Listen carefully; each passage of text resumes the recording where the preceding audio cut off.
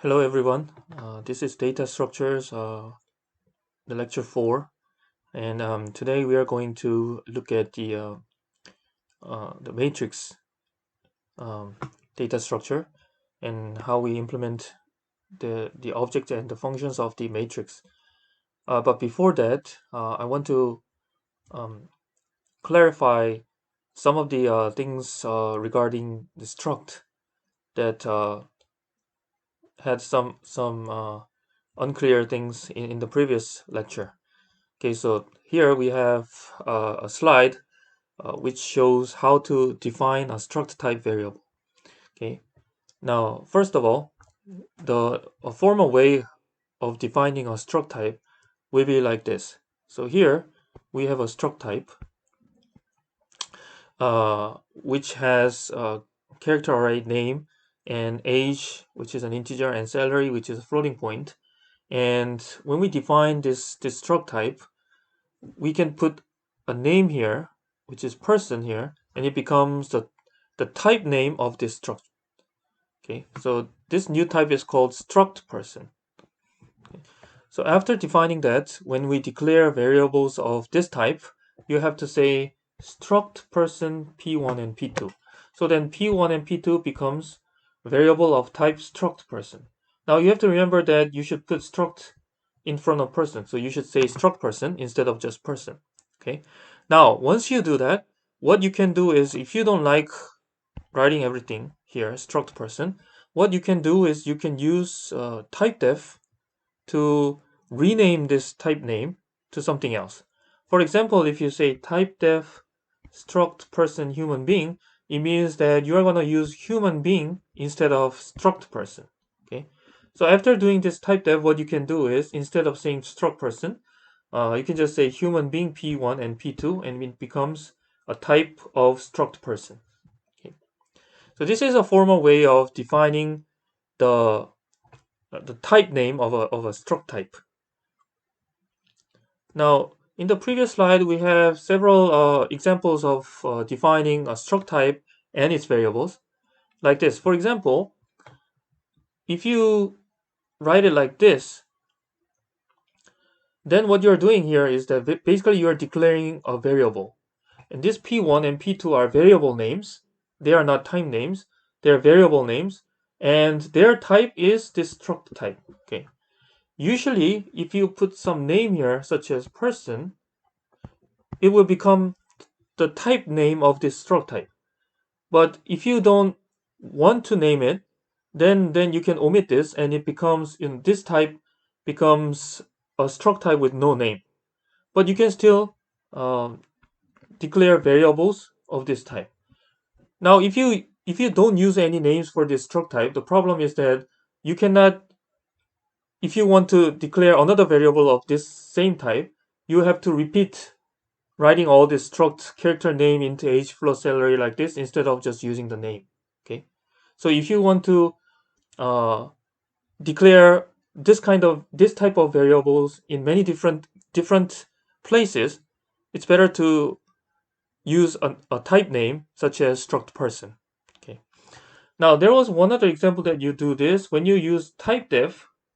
What you can do is you do typedef and write a struct type, and then after that use a name here. So what happens is, when you do typedef, after on you can use human being to mean this struct type. Okay. Here you don't use a name for this struct.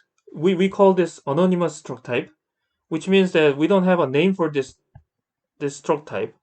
But because you use typedef and you typedef this into this name called human being, later on you can use human being to declare variables of this type, like this. Okay. Now these are examples of how you specify, how you define a struct type and declare variables of that struct type as well.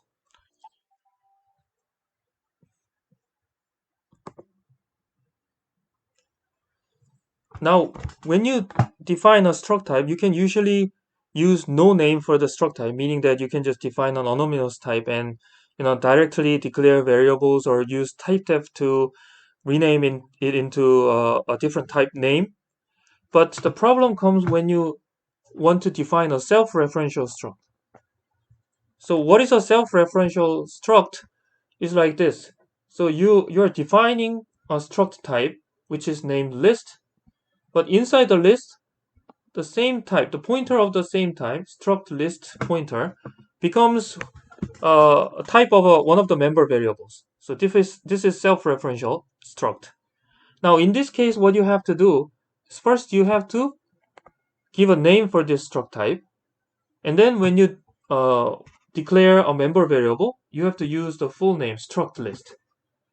Okay, and this is the way to uh, define a self-referential struct. Now there's one confusion because uh, after C came, then C++ was developed later on, which has this object-oriented capability. And when you use C++, basically compiling a program using a C++ compiler, C++ supports all of the grammars, all of the grammars of the original C, okay, such as the struct. Okay, now plus C++ has changed a little bit. One of the examples is that in C++, when you are defining this struct list name, you don't have to write struct here. If you only use list pointer link, it will still compile. But if you are using a C compiler, then you would have to use everything, struct list link, otherwise there will be a compiler error. So for example, if you're using Linux to program this, GCC is the common C compiler that you will use, and G++ is a common C++ compiler that you will use. Okay, so if you don't use struct here, if you try compiling with G++, it will work. But if you compile with GCC, then it will give you an error. Okay.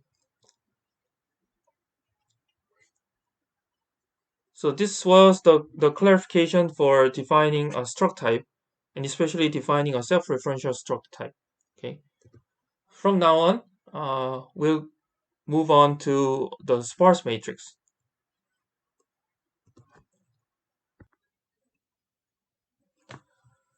In the previous lecture, we've looked at how we um, implement the data structure polynomial, which can be defined as an abstract data type.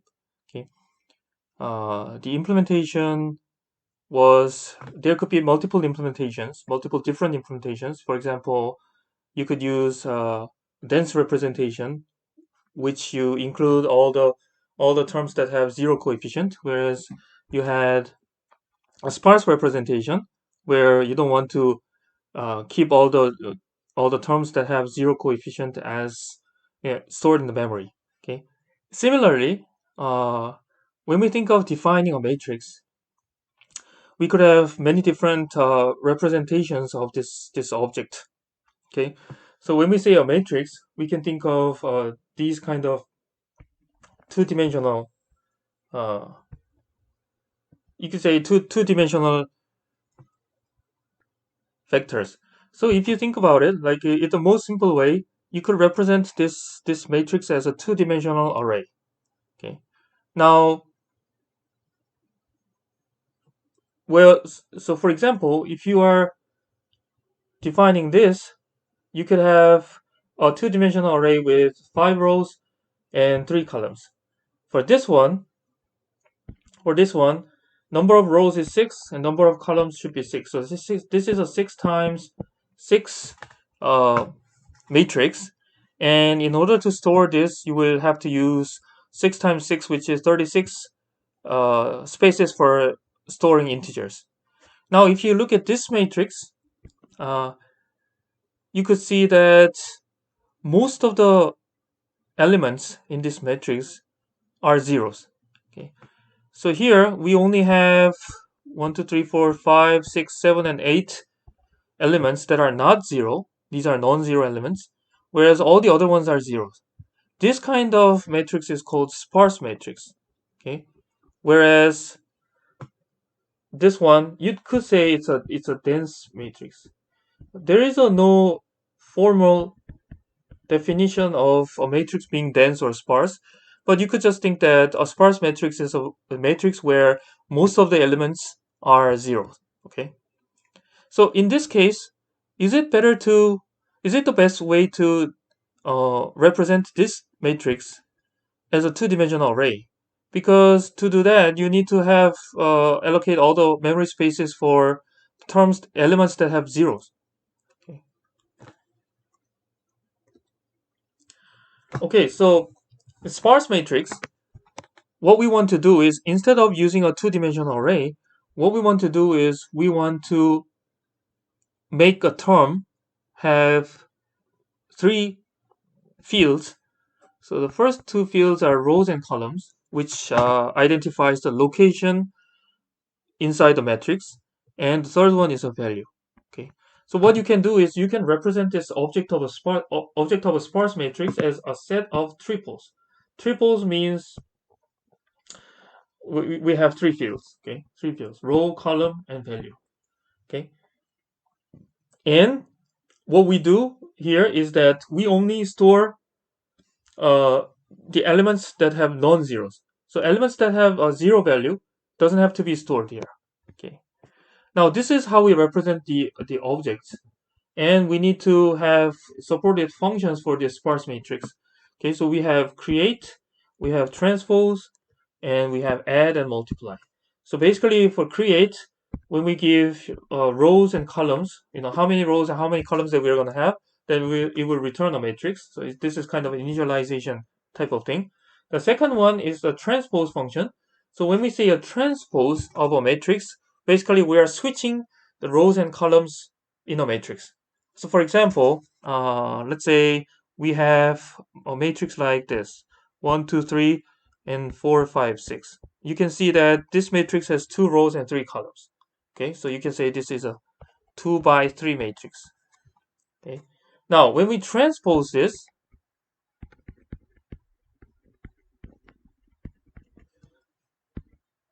the resulting matrix is like this: 1, 2, 3, 4, 5, 6. So first of all, it becomes a 3 by 2 matrix, and then the rows and the columns are switched from this original matrix. This is the transpose operation. Okay, now addition is very easy. Basically, you are adding the elements, adding the values element wise. Okay, and matrix multiplication is a little bit complicated operation. So basically, if we give an example, you will all know what matrix multiplication is. But um, let's say we have one, 1, 2, 3, say 2, 3, 4. Okay, 1, 0, 1, 0, 1, 0, like this. Say we are multiplying these two matrices. Okay, first of all, this is a 2 by 3 matrix. This is a 3 by 2 matrix.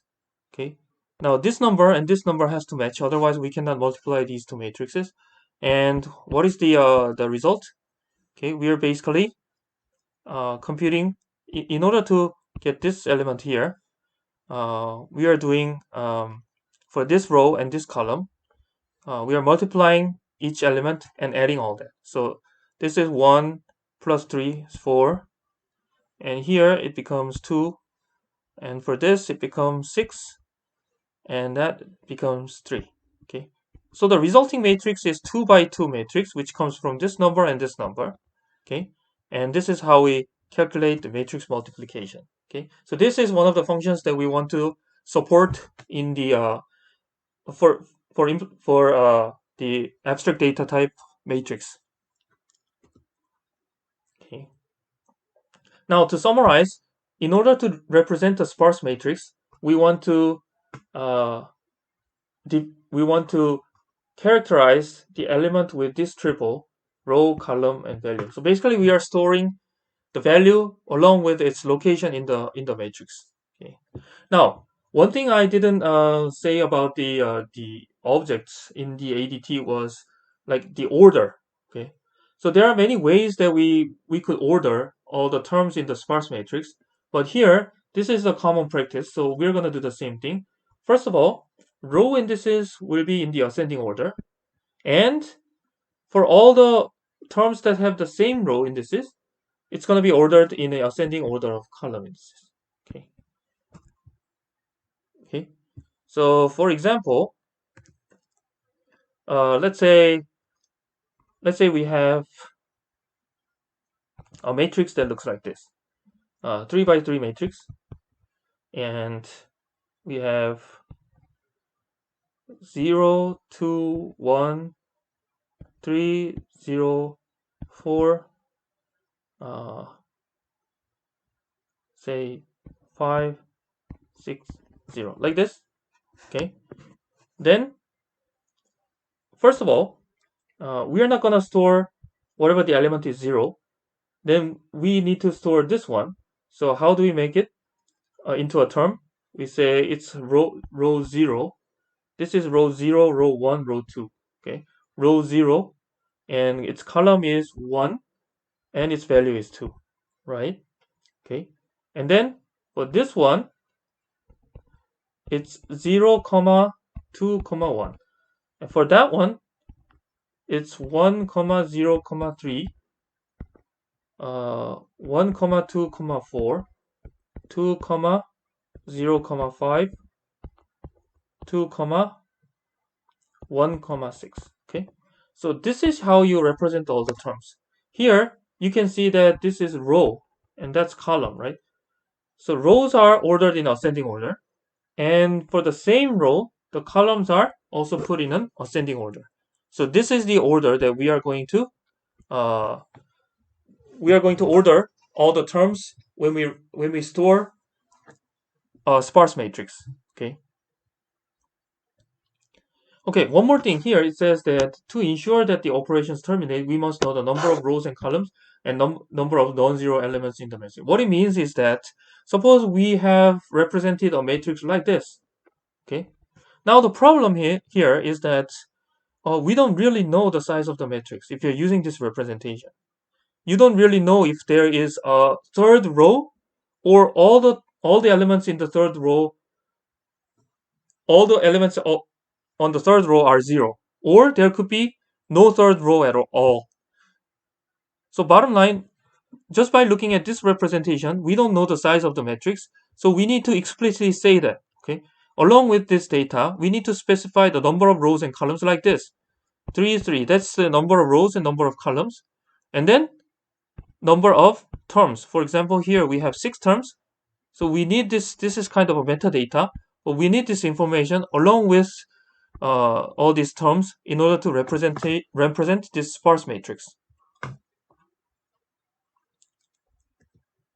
Okay, so this is how we are gonna do it. How we are gonna implement this into the program language C. Okay, so we have some definition of this max terms. Okay, now we are gonna define a struct type, and its type name is term. We are using the type def to use that. Okay, and the member variables are column, row, and value. It could be just row, column. The order here is not important, but row, column, and value. Okay, so this will make one term. Okay, then when we actually represent a matrix, we are gonna make this into an array of terms. Okay, all right. Now, for example, what we are gonna do is we are going to represent a matrix like this. Now, one thing here is that in the previous slide, we said that when we do this kind of representation, we need to explicitly say what is the number of rows, number of columns, and number of terms in this matrix. Okay, so for that, we will use the first element in the array to specify this. So this is not the part of the actual values in the matrix, but this specifies number of rows, the total number of rows, the total number of columns, and total number of terms, the total number of non-zero elements, right? Non-zero elements. that equals number of elements we need to store, 8. Okay, that will go into the first space in the array. Okay, and from index 1, we are going to store all the terms, all the triples, is row and column and value. Okay, these are the actual values, non-zero values that will be in the matrix. Now, A and B. So when we transpose A, it becomes transpose A, it becomes B. So if you look here, for example, the row 0 and column 3 was value 22. Here we have row 3 and column 0 value 22. Okay. So basically the rows and the columns of this matrix are reversed. Then we get this B matrix, which is a result of transpose operation. Okay. Now how should we transpose was one of the operations that we wanted to support for this matrix. So how should we implement this transpose function? Okay. The algorithm is very simple. Basically, if we have this term I, j, some value, in the transpose matrix, it will be j, I, value. Okay, there will be a term. So the number of terms should be the same. It's only that if you have a term here, the term will be also exist in the transpose matrix with columns and rows switched. Okay. So if we think of it, we can just because we are using an array, we can just immediately think of an algorithm. We use a for loop to go through all the terms, all the elements in the array, and just switch the values of column and rows. That's all. Okay, that would be good. That will transpose a matrix. But the problem here is that we have an order of all the terms here. Okay, we have the order. So here the order was like this. We first order the rows in the ascending order, and for those that have the same rows, the columns will be ordered in an ascending order, right? Okay. Now, so if you look at this, suppose we are just going through. So when we do the transpose, suppose we just go through this A matrix and change the rows and columns. Then we'll do like this: 0, 0, 15 here, and then 3, 0, 22 here, 5, 0, minus 15, 1, 1, 11, 2, 1, 3, 3, 2, minus 6, 0, 4, 91, 2, 5, 28. Like this, and we will just finish it. Now the problem with this matrix is that it's a transpose matrix, right? But the order is not right here, right? The rows in the transpose matrix is not ordered in the ascending order of rows. Neither for the same rows, they are not next to each other. Okay, so if we want to do this, first we, using the for loop, we go through all the terms and change the columns and rows. But we have one more thing to do. We have to rearrange these terms so that they follow a certain order. They follow a certain order, which is the ascending order of rows and then ascending order of columns for the same rows.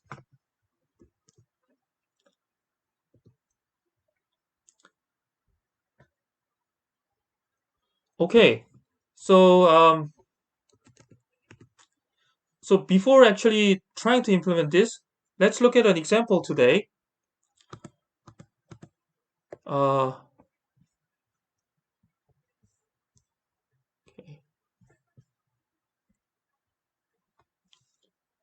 So let's look at the exercise number 10 here.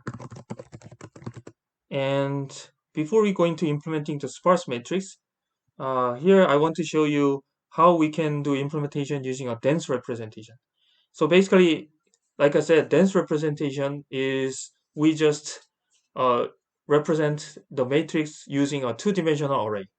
Okay, so let's look at this code here. Here we have a main function and two functions, print matrix and transpose.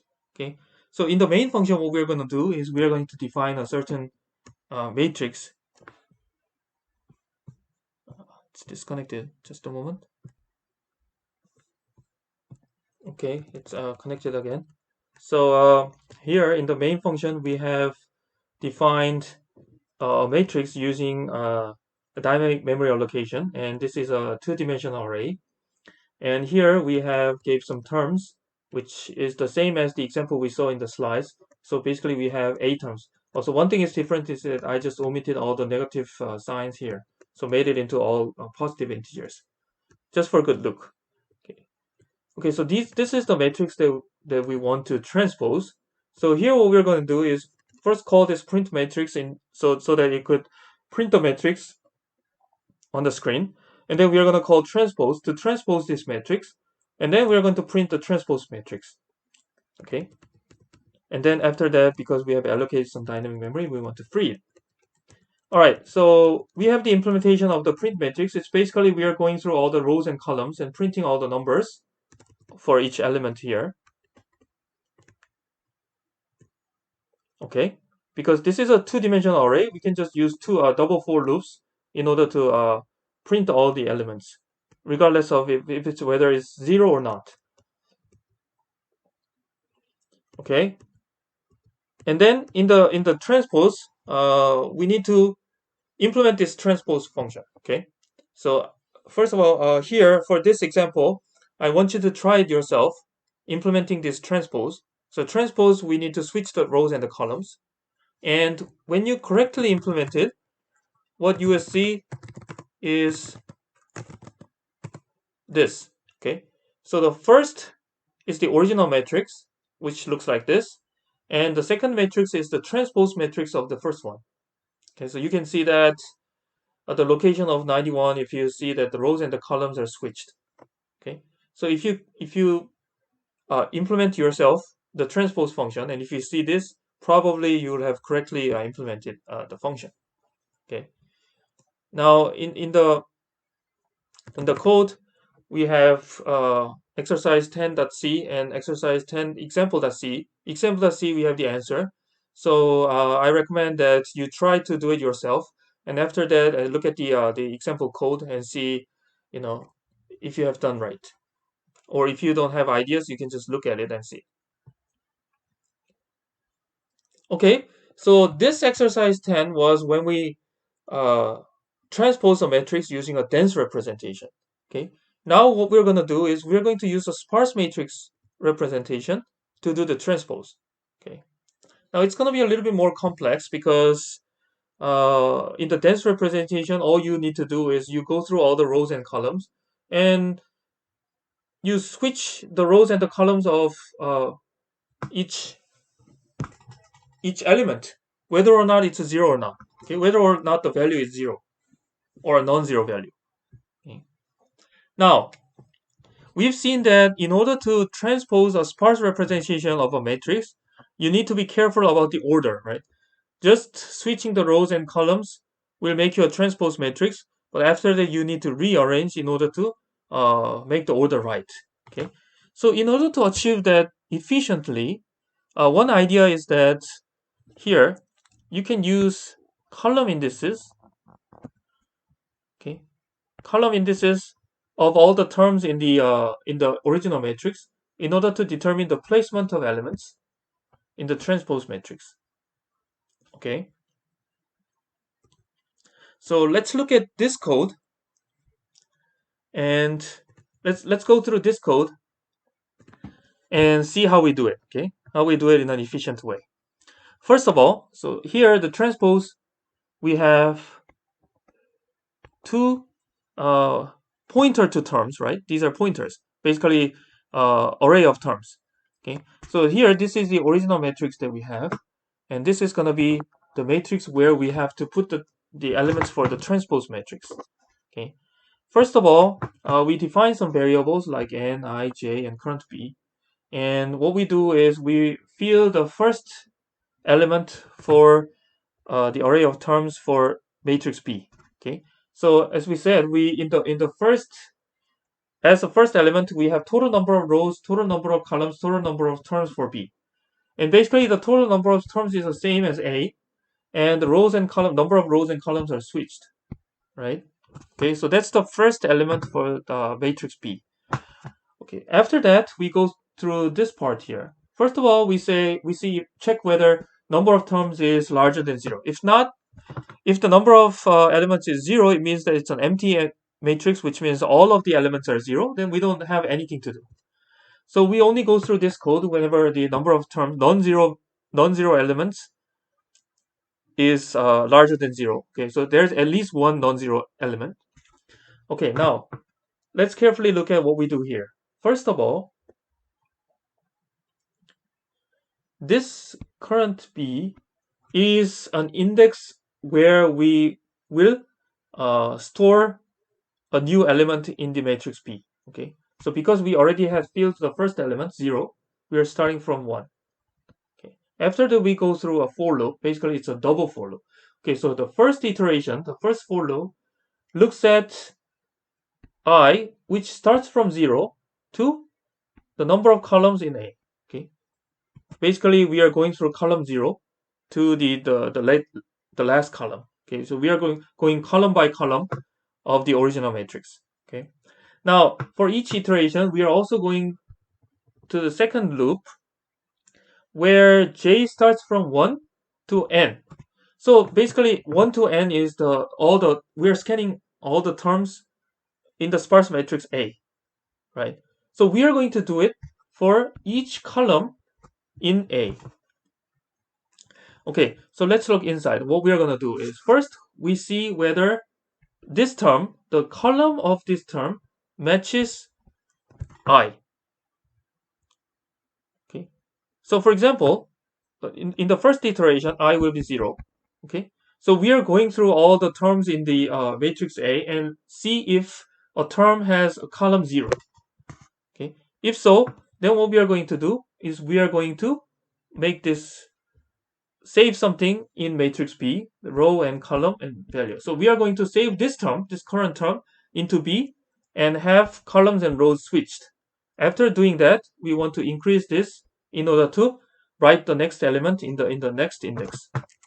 Okay, so this is what we do, and let's look at this example and run the code here. Okay, now first of all, we have this matrix A. Okay, and before we run this transpose, we don't have this B. Okay, we have nothing in this matrix B. The first thing we do here, this part, is when we write this element here, right? Okay, and then the part where we go through all the columns is like this. First of all, here we go through all the terms with I equals 0 in mind. Okay, so what we're going to do is we will look at all these columns here and stop at the term which has column 0, which is this one, right? Okay, and what we do is we basically start, we get this term, we add it to B in the next position, right? Because this is the next position now, which is indicated by current B, right? So we write it, and we have to keep in mind that the rows and the columns should be reversed. So here it's 0, 0. Because it's the same thing, it's also 0, 0. All right, then we go to the next, we look for a next term which has column 0, which is this one, right? So we write it in the next element, next slot, and change the rows and columns. So it becomes 0, 4, 91. Okay, so we are done. Then we increment I to be 1. So basically now we are looking for all the terms that have column number 1, which is this one. We write it in the next term, 1, 1, 11. We are done. Now next we look for columns that have I equal 2, which is first of all this one. Okay, we write it here and change the rows and columns to 1, 3. The next one is this one. We write it here, change the rows and columns to 5, 28. Now we look for column 3, which is that one. We say 3, 0, 22. And then this one, that's 3, 2, minus 6. Okay. Finally, we look for column 4, but there is none. So then we look for column 5, which is that one. So we put it in the last slot, and we're done. So by going through each column. So trying to look for columns from 0 to 5. What we avoided was, after we do this, we don't have to rearrange this transpose matrix anymore because it's already in the right order, in the ascending order of rows, and for the same number of rows, it's in the ascending order of columns. Okay.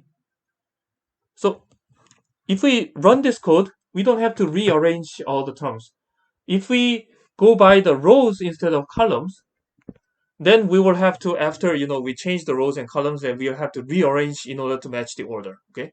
So the clever part here was that we look for each column. We iterate each column and look for the terms that have columns starting from 0 and then 1 and then 2. So in the order of columns. That was the tricky part. Okay, now before we go further, let's look at the code itself and see if you can implement it yourself.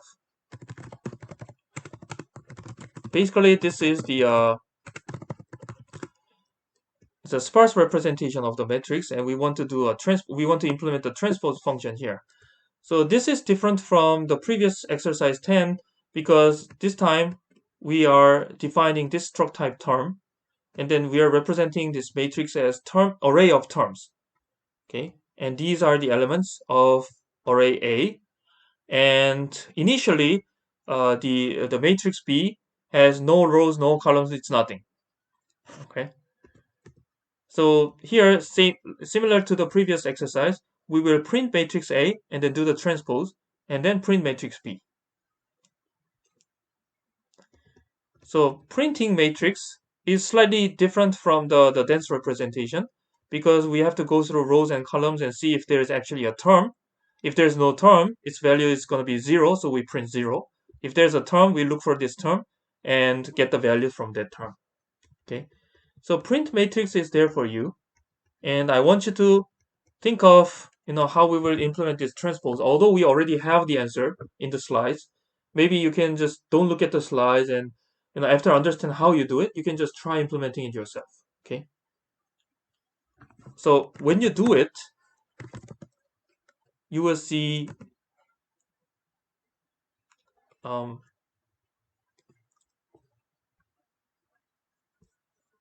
yeah, this is the code that you have to implement it.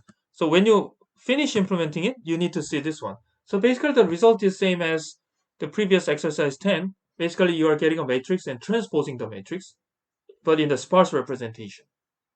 Okay, so I want you to try this yourself as well. Okay, now before we go further, before we go to the next one, we now want to kind of, once we implement something, some function, we want to discuss the performance of this function. Okay, so when we discuss the performance, we usually use the term time complexity. Basically, this time complexity defines how much time it will take in order to run this function. Okay. Now here it says the function for the function transpose, its time complexity is some big O, and inside it's columns times elements. Okay, so what does that mean? So let's try to look at how much time we will need to run this thing. Okay, so how do we count it? We don't know how much time exactly it will take to run each line here, right? Because it will depend on the performance of the hardware, the computer hardware and everything, okay, and the system. So what we could do is, in order to compare uh, function A and function B, what we will see here is that, let's suppose we have some assignment statement, right? We have many different statements which will assign some value to some variable. Okay, like this. They are all assignment statements, right? These are all assignment statements. There are some of the statements that compare something. So basically what we do is we just say that each line costs like about 1. Okay, because this is just for the purpose of comparison, relative comparison. Okay, so what we want to do is we want to count, for example, how many times this line here, this specific line will be executed when you run this transpose function. Okay, Now, this, in order to count how many times this will be executed, we have to consider the for loop here. Okay, we have to see how many times, you know, this the program will run this line, considering this for loop. So basically, here for this for loop, the number of iteration that it will have to go through is what? Number of columns in matrix A, right? Yeah, because it starts from 0 and it's from the column -1. Okay, then what is the number of iterations that you need to go through for to execute this for loop? This is basically n. What is n? N is number of basically non-zero elements. Or you could say it's number of terms in matrix A. Okay. So if you just say this is columns and this is elements, then you can say that a specific line in this function will be executed a number of columns times number of elements, because it's a double for loop. You have to multiply it, right? Okay. Now, do you know the meaning of this big O notation? So basically, when we say it, if you count the number of assignment statements here, you can say that some of these statements have, so at least there are 3 statements and 1 addition. Okay, so you could say, something like 4 times the number of columns times number of elements, and then we have like 4 more statements. So you could say that this is if you want to count it, if you only count the statements, only the statements, only the assignment statements, you could say it's something like 3 times columns times elements, and here we have 4, so plus 4, like that. See, so this, we could say that this is the number of assignment statements that will be executed. Oh, there is 1 more here, so you could even say 5. Okay, something like that. Okay, now when we say big O notation, this is called asymptotic complexity. This has to do with when the numbers inside here becomes a very large number. So when we say the asymptotic complexity big O(n), what it means is that if the input size of a function or a program is, say, n, then your time complexity, which means the time that it will take to run the program or a function, will be proportional to n. Okay, so for example, like if the input size is n, let's say it will take, say, 3n plus 5, this amount of executions of lines to complete this function. Then in a big O notation, when we say asymptotic, we just disregard this coefficient here and plus some constant that follows it. Okay, so O 3n plus 5 is same as On. Okay, but O n square and On, they are different. They are different, and this one is larger. This one is larger. Okay. Yeah. So this is how we deal with this. How we handle this symptotic complexity. Okay. So you don't have to care about, say, whether this is 5 or 6 or 7 or 100 or 1,000. Why? Because we are kind of considering n a very large number. Okay. N is something like a million. It's more a trillion. Then this constant 5 doesn't really matter. And multiplying this to some constant like 2 or 3, it could matter, but in the perspective of asymptotic complexity, it doesn't matter too. Okay, so we get rid of all this coefficient in front of n, and also the constant to get this. Okay, so you will understand how we got this complexity. Now, one question you can have is this. So there is an if statement. Okay, so you could say that sometimes, depending on this conditional statement, you run this part. Sometimes if this conditional statement becomes false, you won't go through this one. So how can you deterministically say that it will take, O, big O of columns times elements. Sometimes it doesn't, right? So in this case, what we do is we say this is a worst case time complexity. So if there are many different conditional statements, so the program could go either way, then what you will do is you will consider what is the worst case time complexity. Worst case means what is the maximum time it will take, right? If the time depends on the pattern of the input, whatever the value of the input, then you will take the worst case time complexity here. So in the worst case, the time complexity here will be columns times elements. Okay. All right. Now let's look at this. What is number of elements here? Okay. What is number of elements? It's the number of non-zero elements in a matrix, right? So what is the worst case for this? What is the worst case for this is that the all the elements in the matrix are non-zero elements. Okay. That's you can say that's the worst case. Okay. So in that case, number of elements becomes number of rows times number of columns, right? Because in this case, everything is non-zero. So if the elements is number of rows and columns, then the time complexity for running this transpose becomes this: number of rows times number of columns times number of columns. Okay. Now to compare, let's look at the transpose algorithm we looked at the exercise 10, which uses dense representation. So in the dense representation, what we did was this part was how we transpose the matrix. Basically, we go through all the columns and rows in the matrix, and we switch this these indexes, the rows index and the column index. That's all we do. Okay. So what is the number of times that this line will be executed? Here we have the double for loop. Here it takes number of columns.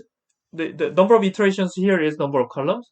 The number of iterations here is number of rows, which means that combined, its time complexity is big O, number of rows times number of columns. Okay. So which one is better? Which one is better? So which one is better? So if you compare a function, say function A takes on, whereas function B takes on square, then this is much larger, meaning that this takes longer. Okay. So here this is faster.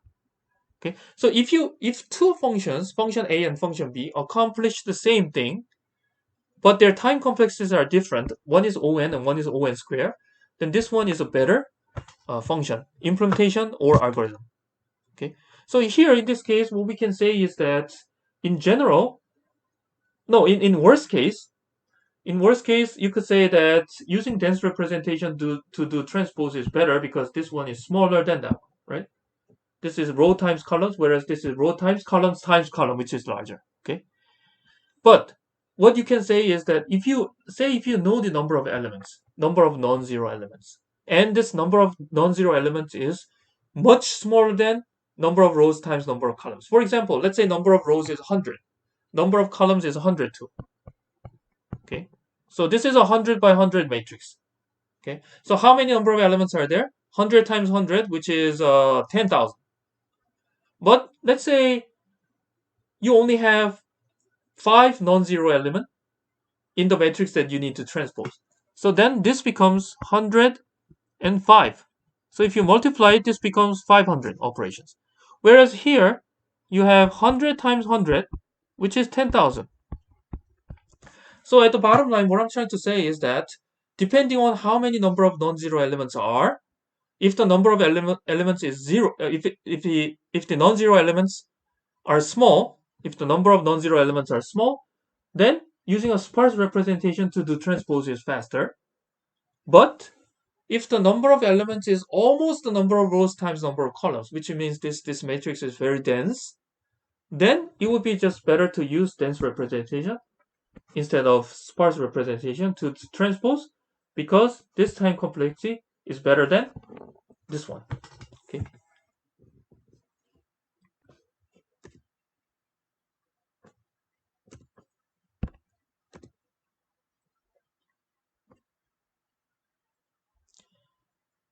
Okay, so this is a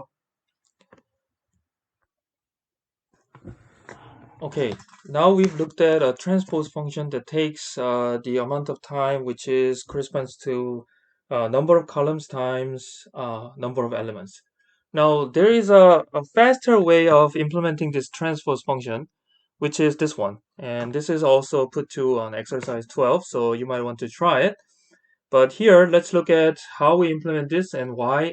Let's look at why this is a faster one. Okay, so basically, let's go through the code first. Here, it's the same thing. So we take two array of terms as arguments. The first one is the original matrix. The second one will be the one that we need to fill in. Okay, so first of all, we have here we can see that we fill in the first element of matrix B. Now, in order to do this, we need to have two arrays. We need to prepare these two arrays, which is row terms and starting position. Okay, and let's look here. So similar to the previous one, we only take care of the case where the number of terms is larger than 0. Okay, inside, let's see what happens. First of all, the first thing we do is we fill in the array row terms. First of all, we initialize all of the elements in row terms to 0. And then second, we go through all the terms in matrix A and fill in the row terms like this. Okay. So row terms, the index is AI dot column. We will increment this number here. Okay. We'll look at an example and see how it operates. Then what we do is we initialize the first element of starting position as 1. And then we go through the number of columns. We iterate through the number of columns in the matrix A, and what we do is we do this, which is so the next element of starting position is the value in the previous position of previous element of starting position plus the number that is in the row terms. Okay, so basically here what we are doing is we are accumulating the numbers in the row terms to make the starting position. Okay, after that, finally what we do is we go through all the terms here, and then what we do is we fill in matrix B, but in a proper position. So the position to calculate the position J, what we do is we say starting position and its index is AI dot column, which is the column that this term will represent. And after we use calculate J, we increment this one by one. Okay, increment this value by one. Then we put the term, the column and the row and value in the matrix, but row and column switched. Okay. So let's look at this example and run this fast transpose code on this example here. Okay. First of all, we need to prepare two arrays named row terms and starting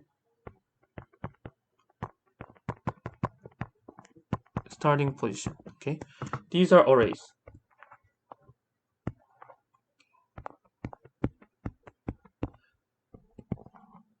like this. Okay,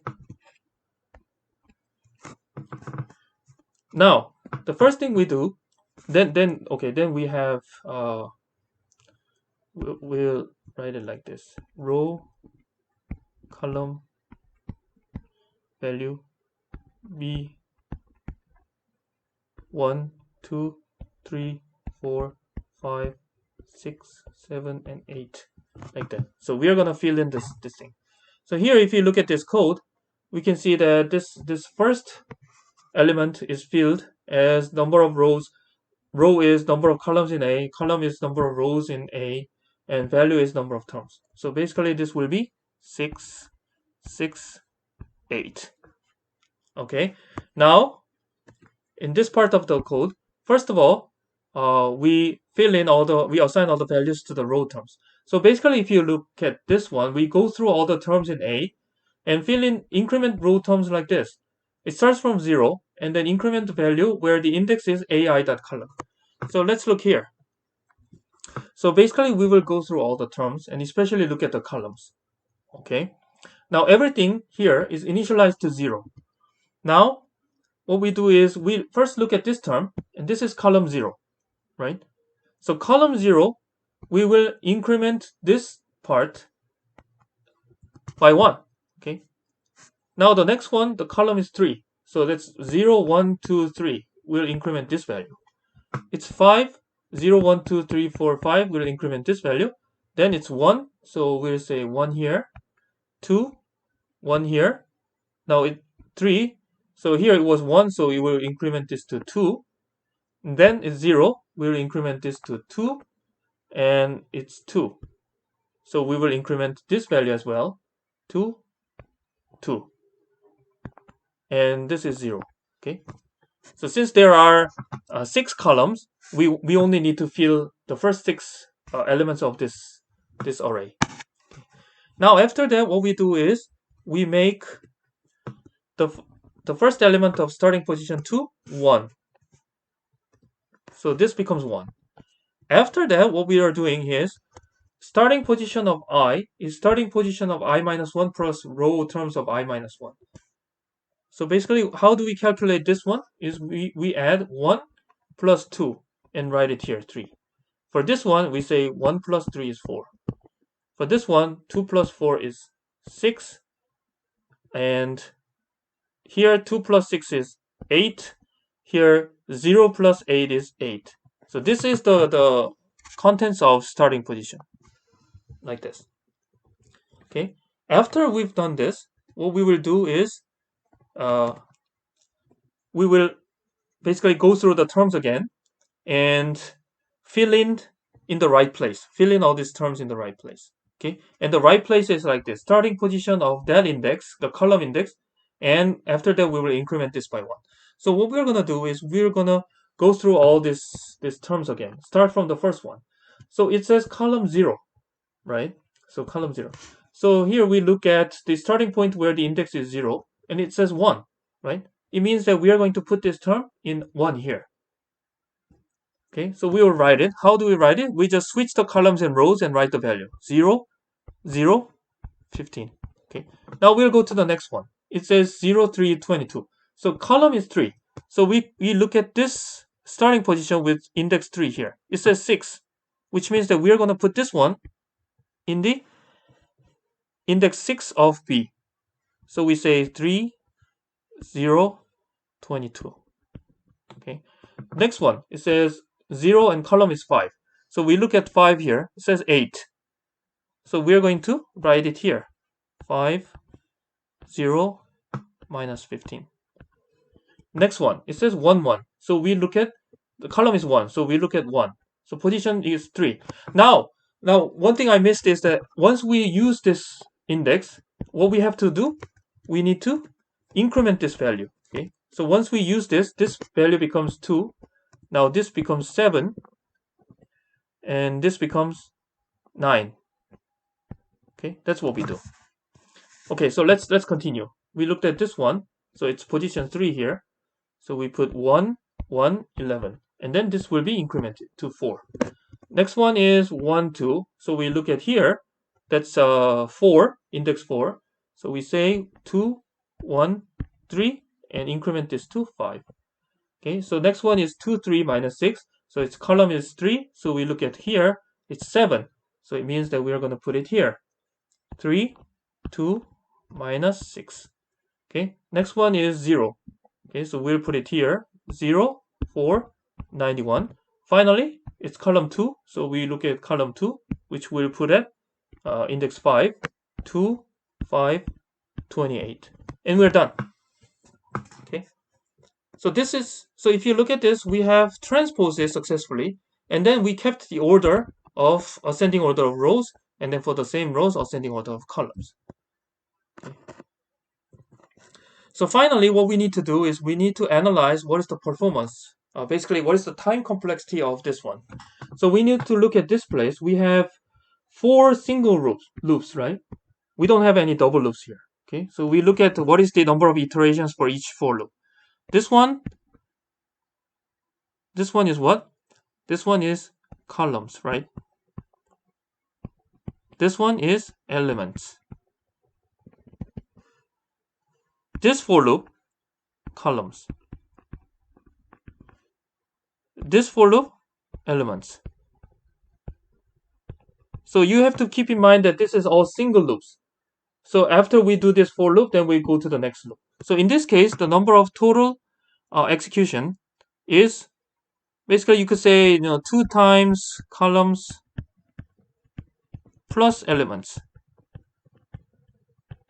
But if we are using big O notation, then we can say that we can get rid of this 2. So basically, it's the time complexity for this fast transpose is O columns plus elements. Okay. Now, if in the worst case, if the number of elements becomes rows times columns, then this will become O rows times columns, right? Because this is O columns plus rows columns. So you can see that this is rows plus 1 columns. But this rows or rows plus 1, this is meaningless. So it's the same as rows columns. Yeah. If you compare with the previous transpose, it was what? Columns times elements. Okay. Whereas this fast transpose is columns plus elements, which is much smaller, which means this fast transpose is a faster function compared to the original transpose function. Okay, so this is a better way of implementing the transpose operation. Okay, so this is exercise 12. So after you understand how you do it, you can try to. It's the same thing. It's just that you need to implement the fast transpose function here, and then if you've done it correctly, then you will see that it's the same thing. Basically, you have transposed this matrix. So try implementing it yourself. And here today, you need to understand, we have two different transpose functions, but they have different time complexity. And one has columns times elements, whereas the other one has columns plus elements. And columns plus elements is a smaller one, which means the fast transpose is a much faster way of implementing the transpose function. Okay. That's it for today, and we'll finish here. Thank you.